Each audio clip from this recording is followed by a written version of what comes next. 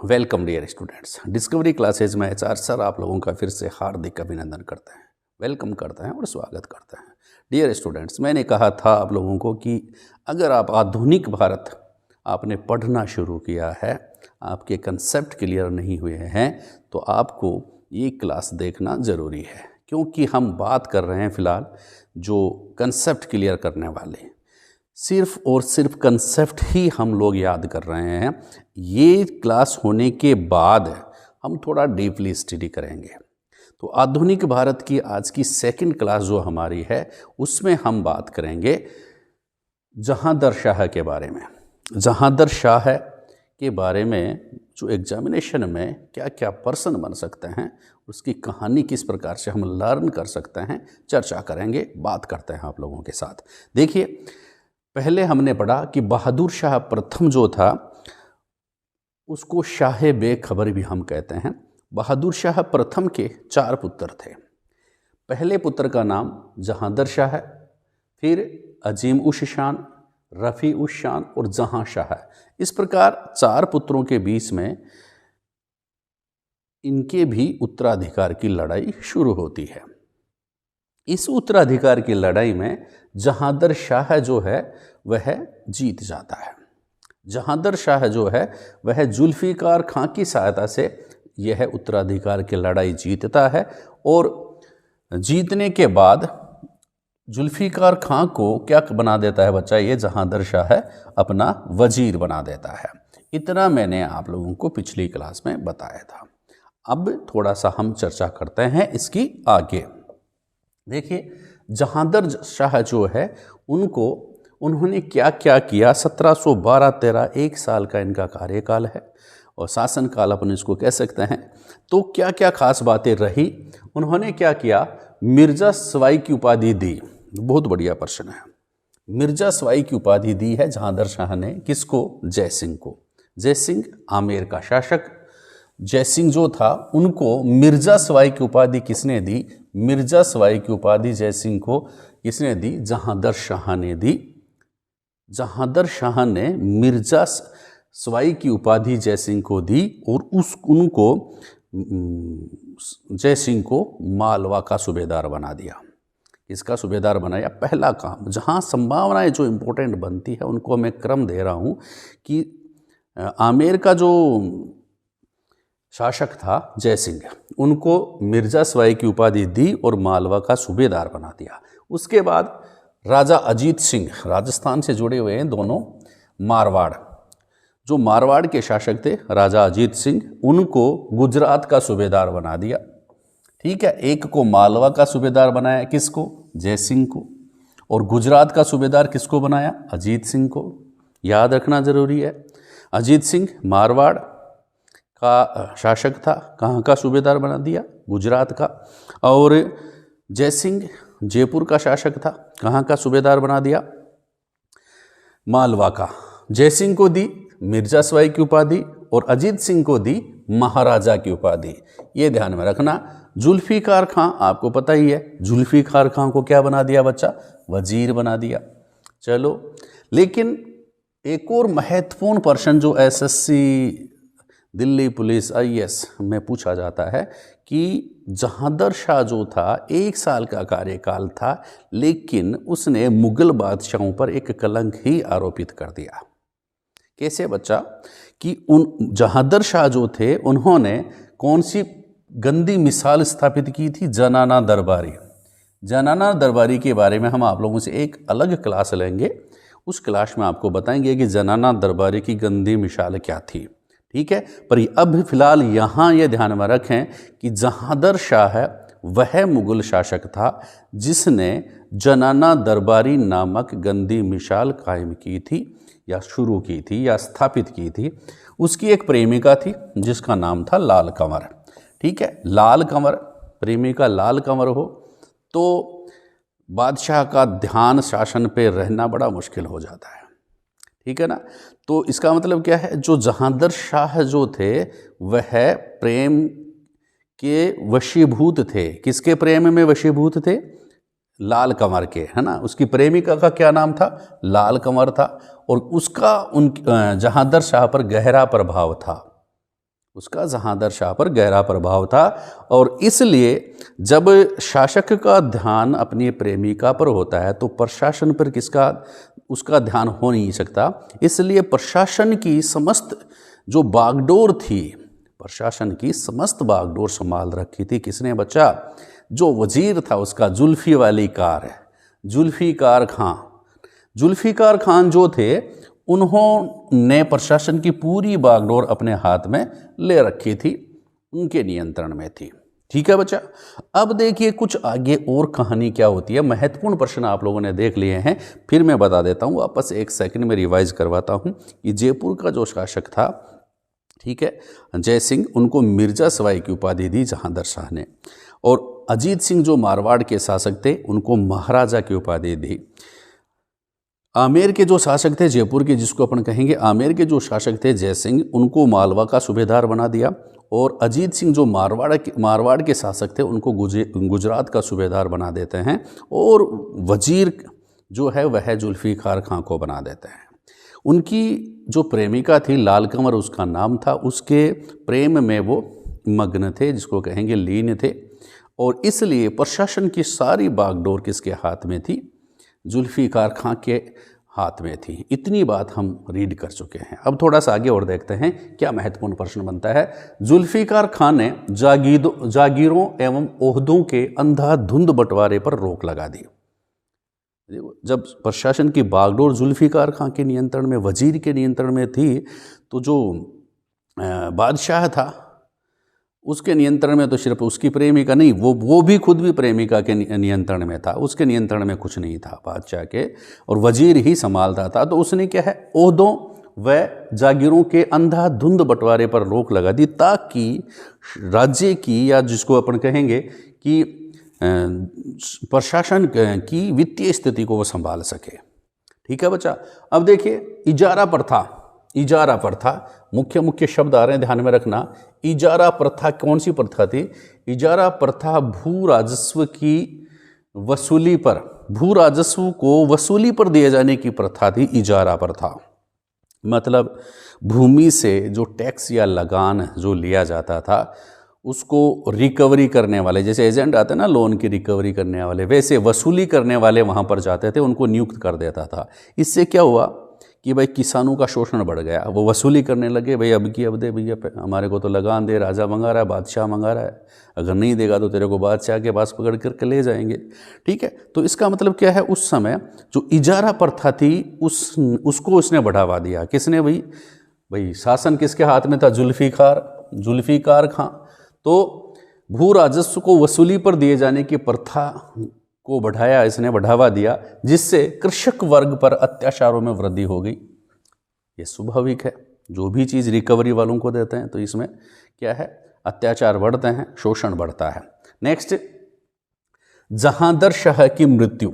देखिए अब 1 साल तक इतना सही काम हुआ इसके द्वारा, तो फिर उसकी मृत्यु हो गई। कैसे हो गई?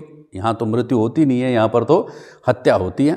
मुगल शासक जब राजा महाराजा हो, इतना बड़ा प्रशासन हो, तो कोई ना कोई इसको मारने वाला पैदा हो ही जाता है।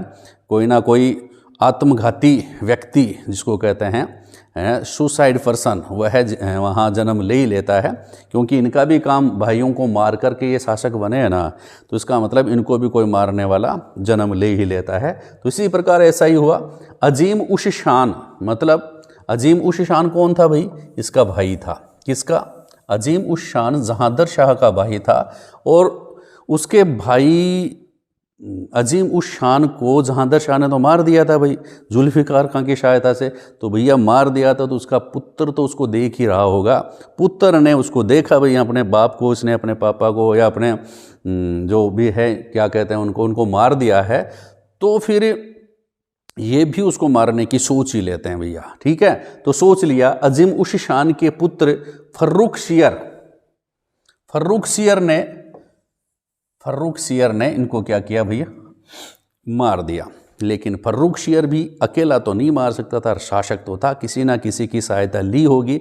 जैसे इन जहांदर शाह ने जुल्फिकार खां की सहायता ली, जहांदर ने जुल्फिकार खां की सहायता ली, उसी प्रकार फर्रुख सियर ने सैयद बंधुओं की सहायता से उनको मार दिया। सैयद बंधु, देखो बहुत बार प्रश्न आता है, सैयद बंधुओं, दो भाई थे सैयद बंधु, इसलिए इनका नाम, ये खुद नाम नहीं है सैयद बंधु, है ना। ये क्या है, जैसे माता पिता अपन कहते हैं, तो माता पिता जो है उसका नाम नहीं है माता पिता का, सिर्फ शब्द हैं ये। तो सैयद बंधु दो भाई हैं, ठीक है ना, सैयद बंधु दो भाई हैं। उन भाइयों की सहायता से 1 फरवरी 1713 को 1 फरवरी 1713 को जहांदर शाह की क्या कर दी, हत्या कर दी। प्रश्न बनता है, प्रश्न तो बनता है, पूछ लें आप लोगों से कि जहांदर शाह की हत्या कब की गई। 1 फरवरी 1713 को किसने की, फर्रुखसियर ने की। किसकी सहायता से की, सैयद बंधुओं की सहायता से की। ठीक है बच्चा, सैयद बंधु कौन कौन से थे, आगे थोड़ा सा और चर्चा करेंगे, आप लोगों को बताएंगे, आप लोगों को याद करवाएंगे। सैयद बंधुओं ने, भाई ये बंधुओं थे, सैयद बंधुओं ने भैया यार इसके वजीर को तो मारना पड़ेगा, जब बादशाह को मार दिया तो वजीर को भी मारना पड़ेगा। जहांदर शाह का वजीर कौन कौन, जुल्फिकार, जुल्फों वाली कार, जिसमें जहांदर शाह बैठ करके यात्रा करता था। मतलब कार ड्राइवर वास्तव में जुल्फिकार खां था, बादशाह तो लाल कंवर के प्रेम में फंसा था। ठीक है, तो जुल्फिकार खां को भी मार दिया किसने भैया, सैयद बंधुओं ने मार दिया। तो भैया सैयद बंधु कौन सी तोप थे, देखिए सैयद बंधु जो थे उस समय क्या था, उत्तर मुगल कालीन में इन अमीर मुसलमानों के 3 गुट थे। ठीक है, 3 गुट थे, उन गुटों में से हिंदुस्तानी गुट जो था, जैसे तुरानी है, ईरानी है, हिंदुस्तानी गुट है, तो हिंदुस्तानी गुट के जो मुसलमान थे, अमीर मुसलमान, वो थे सैयद बंधु, हिंदुस्तानी गुट के थे। ये ध्यान में रखना, सैयद बंधु कौन से गुट से बिलोंग करते थे, हिंदुस्तानी गुट के मुसलमान थे, अमीर मुसलमान थे। तो इनकी सहायता से जुल्फिकार खां को मार दिया। ठीक है, अब देखिए जुल्फिकार खां के शासनकाल के बारे में, जहांदर शाह के शासनकाल के, वैसे जुल्फिकार खां का ही शासन था, वह जहां जुल्फी कार में उड़ती थी, ये याद रख लेना, जहां जुल्फियाँ कार में उड़ती थी, मतलब जहां से जहांदर शाह है, उसका वजीर कौन था, जुल्फिकार खां। ठीक है ना, दोनों को मारा किसने, फर्रुखसियर ने। किसकी सहायता से मारा, सैयद बंधुओं की सहायता से मारा। पॉइंट टू पॉइंट स्टेपल करना जरूरी है, वरना बहुत सारे मुगल बादशाह हैं एक दूसरे में उलझ जाएंगे ना, जैसे उलझते आए हैं ये तो एक दूसरे से को मारते आए हैं, लेकिन आपका कंपटीशन खराब हो जाएगा, आप सक्सेस नहीं निकाल पाएंगे। इसलिए एक पिन में पिरो लो इनको, कुछ ना कुछ स्टेपल कर दो माइंड में, ताकि वो कोई भी संबंधित उसका पॉइंट है वो उसी बादशाह के साथ जुड़ा रहे, फिसले नहीं।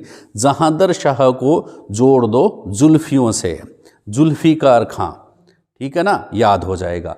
तो देखिए क्या 2 बातें क्या कहें जहांदर शाह के बारे में, उसके शासनकाल के बारे में, जो प्रश्न बन करके आप लोगों के एग्जामिनेशन में पूछी जा सकती है। देखिए खास 2 बातें, कौन सी बात, उसका शासनकाल भ्रष्टों, दुराचारियों, गायकों, नृतकों एवं नाट्यकारों सभी के लिए अनुकूल था।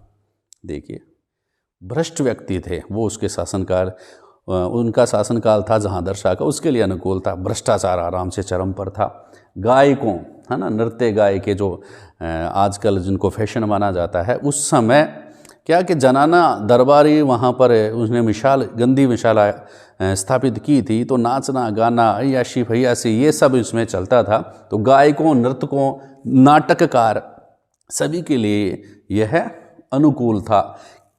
यह बात कौन बता रहा है, यह एचआर सर नहीं बता रहे हैं, एक महान इतिहासकार काफी खां के अनुसार ये पूछ लेते हैं, प्रश्न बनता है कौन से इतिहासकार के अनुसार जहांदर शाह का शासनकाल भ्रष्टों, दुराचारियों, गायकों, नृतकों एवं नाटककारों के अनुकूल था।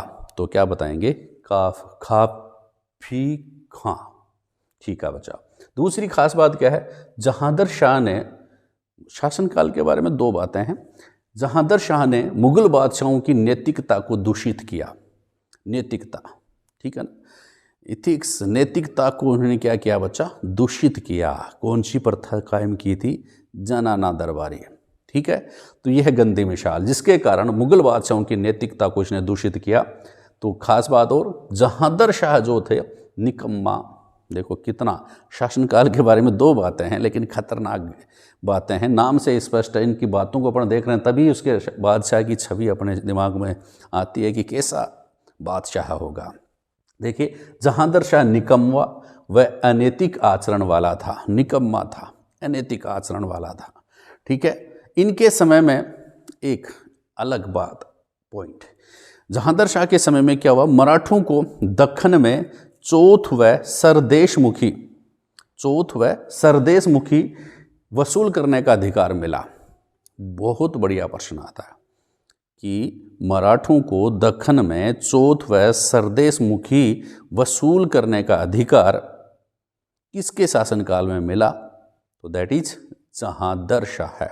लेकिन देखो, जहांदर शाह ने एक शर्त रख दी, ठीक है जो चौथ व सरदेशमुखी आप वसूल सकते हो, लेकिन उसको वसूल कौन करेंगे, वसूली किसके कौन करेगा, मुगल अधिकारी करेंगे, मराठा नहीं करेंगे। मुगल अधिकारी वसूली करेंगे, फिर आप लोगों को देंगे। ऐसी शर्त जहांदर शाह ने रखी थी। ठीक है बच्चा, तो इनमें से काफ़ी पॉइंट टू बी नोटेड आते हैं जिनके बारे में अपने को जानना जरूरी है। देखिए, इनके बारे में हम चर्चा करेंगे, नेक्स्ट एक अलग क्लास लेंगे। चौथ व सरदेशमुखी, चौथ क्या होती है, सरदेशमुखी क्या होती है, इजारा प्रथा क्या है, जनाना दरबारी क्या है, सैयद बंधुओं कौन थे, इनके बारे में अगली क्लास में आप लोगों के साथ चर्चा करेंगे। तब तक आप पढ़ें, इन प्रश्नों को याद करें। याद हो गए बहुत अच्छी बात है, 1-2 दिन बाद उसको रिवाइज करें, क्योंकि practice makes a man perfect. ठीक है, तो डियर स्टूडेंट्स, आज की क्लास में बस इतना ही। आप पढ़ते रहें, आगे बढ़ते रहें। Thank you.